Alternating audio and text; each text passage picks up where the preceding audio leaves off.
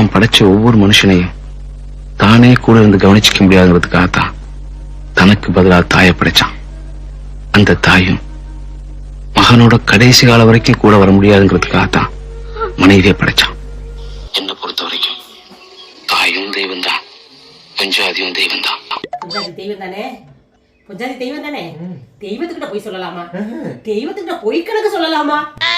காலையில இருந்து எத்தனை வட்டம் கேட்டுக்கிட்டு இருக்கேன். 2000 வாங்கிட்டு போட்டதுல ஆரஞ்சு போக பாக்கி காசு என்ன பண்ண? அது என்னமோ தெரியலமா, என்கிட்ட காசு வந்தா மட்டும் அப்படியே தண்ணியா செலவாயிருது. எனக்கு தண்ணியா செலவாச்சா இல்ல நீ குடிச்சிட்டு வந்த தண்ணியில செலவாச்சா? கடவுள் காலையில இருந்து இதே கையிலாக்க 10 தவணை சொல்லிட்டேன். இது 11வது தவணை. எனக்கு பொறுமையை ரொம்ப சோதிக்காத. மரியாதைக்கு நீ கணக்கு சொல்லு. 2000 நீ இப்படி செலவு பண்ண? தாய்க்கு அப்புறம் தாரம்